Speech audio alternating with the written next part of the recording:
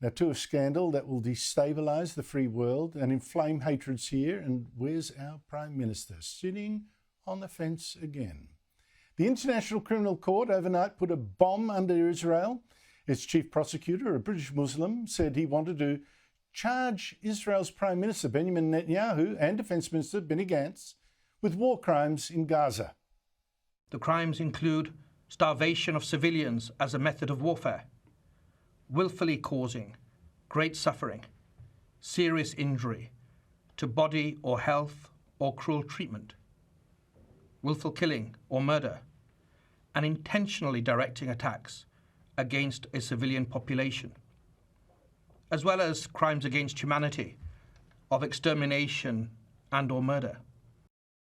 Now, the prosecutor even rubbed in this smear by saying at the same time he would charge, just to be fair, the top 3 leaders of Hamas for war crimes, including massacres and rapes and all the, the October 7 stuff, and making it seem like the leaders of an Islamist terror group are like the leaders of democratic Israel. Netanyahu was furious. The outrageous decision by the ICC prosecutor, Karim to seek arrest warrants against the democratically elected leaders of Israel is a moral outrage of historic proportions. Mr. Khan creates a twisted and false moral equivalence between the leaders of Israel and the henchmen of Hamas. This is like creating a moral equivalence after September 11th between President Bush and Osama bin Laden, or during World War II between FDR and Hitler. What a travesty of justice, what a disgrace. Now, around the West, other leaders in Britain, Germany, Italy, etc., they've joined Netanyahu in damning the International Criminal Court here. So did US President Joe Biden. Let me be clear. Contrary to allegations against Israel made by the International Court of Justice, what's happening is not genocide. We reject that. But not our Anthony Albanese. Our Prime Minister once again tried to keep sweet with Muslim voters and the hard left. US President Joe Biden says seeking the arrest warrants of Israeli leaders is outrageous. Do you agree? Well, I don't comment on court processes in Australia, let alone court processes globally, of which Australia is not a party. Do you agree with Joe Biden's comments? And is it? I just answered the same question.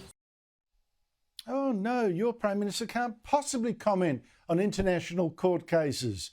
Yet a couple of minutes later, this same bloke had no trouble commenting on another international court case in London, one involving WikiLeaks founder Julian Assange, held for years in a British jail. Which is enough is enough. There's nothing to be served by the ongoing incarceration of Mr. Assange. What a hypocrite he is. Can't even remember what he just said 2 minutes before. Opposition leader Peter Dutton called him out. The Prime Minister squibbed it today when he was asked about this issue. And the Prime Minister had the opportunity at the ICC, where Australia was consulted in relation to this matter. They didn't weigh in and say that they were against this measure. Instead, they sat on the sideline and had nothing to say about it at all. Now, this decision by the International Criminal Court Chief Prosecutor has still got to be approved by a panel of 3 judges. But it has already been backed by an advisory panel of 6 legal experts, including Amal Clooney, the celebrity wife of actor George. But I am stunned that they could so easily believe Hamas propaganda. Now, the main charge is that Netanyahu and Benny Gantz deliberately starved the people of Gaza to death. But Israel has in fact been sending hundreds of trucks a day of aid into Gaza, enemy territory, for months. This is one of the 402 trucks sent in just yesterday. And this is a market in central Gaza last Thursday, according to the Israeli organisation that's sending in the aid. But look not at the food so much as the people. Do they actually seem starved to you like walking skeletons because of Israel's war crimes? You know, it's weird. You've got Hamas sending out picture after picture of Palestinian children hurt by bombs. Why have there been so very few of people actually starved? Now, the few I've seen have been of children, particularly of children who we're actually told had other severe illnesses that might explain it, or seem physically handicapped, that might too. And in the photos, the parents I see holding these children, or next to them, particularly the mothers, they seemed quite plump. In fact, even Palestinian TV in the West Bank, says the Hamas terrorists in Gaza are actually stealing food aid from Israel. And this became obvious when an Israeli bomb knocked down a wall of a Hamas warehouse. اتضح بعد قصف الاحتلال لمخازن تسيطر عليها حماس تراكم أطنان من المواد الغذائية والمساعدات المتنوعة والتي كانت تحتكرها حركة حماس في الوقت الذي تعاني فيه غزة من المجاعة. المساعدات ما بيجوا للأمة ولا بيجي للشعب كله. حج كتير بيوصل اللي بيوصل إشي قليل وبيتوزع هيك بيحكوا. كله للبيوت إلهم. خليهم ياخذون ولا يدخلون ولا يعملوا اللي بدهم إياه حماس. That is Palestinian television saying that, not Israeli.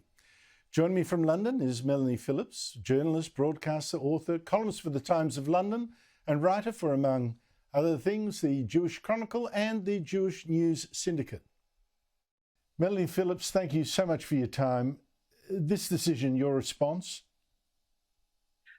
It's an appalling judgment. It's an appalling ruling, I should say.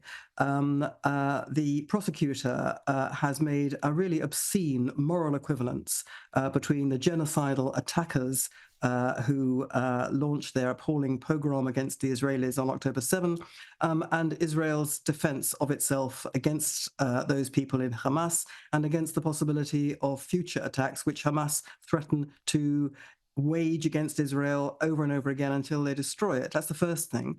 The second thing is that what the prosecutor has done in requesting these arrest warrants is to do so by using a set of lies of the kind that we've seen inflame mobs around the world. Every single one of those accusations is a lie. Israel is not starving the Gazans, it's bringing in vast amounts of aid. The people who are deliberately causing the Gazan civilians pain and distress, and indeed killing them deliberately, are actually the Hamas, who are stealing the aid for themselves, making a fortune from it. The idea that Israel is deliberately, intentionally, wantonly killing people, which is what the prosecutor has said, is not just a lie, it is actually a blood libel and the opposite of the truth, because the facts that we now know, insofar as we know how many Gazans have been killed, the United Nations has itself halved the totals that it was putting out, because the Hamas-run health ministry in Gaza has admitted that many of its numbers of dead that it's been telling us, this vast number of civilians that have been killed, they took from the media. They're simply fabricated and made up. And when one looks at the likely tally of civilians and combatants killed, it would appear that for every one combatant that's killed, one civilian is killed by Israel. 1 to 1, that is a ratio of civilians killed to combatants, which is infinitely better than has ever been achieved by any country in the world in time of war. Far from deliberately setting out to kill civilians, Israel has done more than any other country to try to protect their lives. So every part of this is a lie. Every part of this is basically a blood libel. And the prosecutor has not just buried his own reputation, he has buried the court's reputation. It was already pretty shaky. The International Criminal Court, his predecessors were terrible. They more or less wrecked the court. He has now basically sealed its reputation in infamy, and he has used and abused human rights law to do it. Yes, and they also seem to treat as true the allegation that Israel deliberately killed aid workers, rather than that being a horrible mistake that Israel confessed to and sacked people for. They're treating that too, apparently, as true. I agree. Wild allegations are being treated as fact by a prosecutor. Seems extremely gullible. Now, his response, or the court's response to this allegation that, oh, here you are, you're equating Israel with Hamas. No, they say we're showing that we're neutral here, that it's the law above all, that no one is above the law. That's all we're doing. Do you buy that? Absolutely not. First of all, it's certainly not neutral. It's not neutral if you say that people who are bent on genocide have the same status should be afforded the same status in terms of what they've done as the people who are defending themselves against genocide.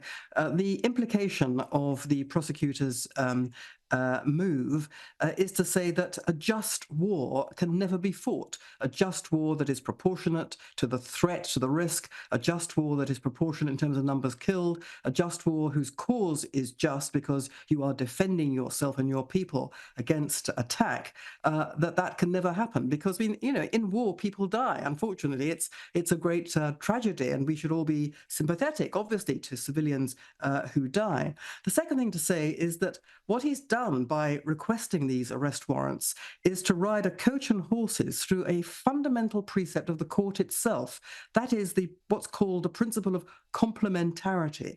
And what that means is that the court has no jurisdiction to intervene in a state's affairs unless that state is refusing to investigate the charges made against it itself. In order for it to do so, the court has to give it the chance to do so. It has to ask it to do so, invite it to do so. Now, first of all, Israel has not been invited by the court to do so. And secondly, it is in the middle of the war in Gaza. It cannot do so at the moment. So basically, while the war is going on, the prosecutor has basically circumvented that ruling and has waded in without even giving Israel a chance to look at it themselves. Look, the whole thing, every which way you look at it, seems so strange.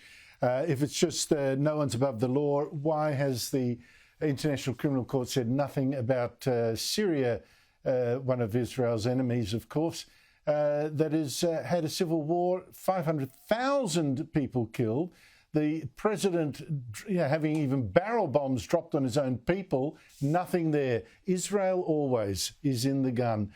Melanie, Phillips, thank you so much indeed for your time. Thank you.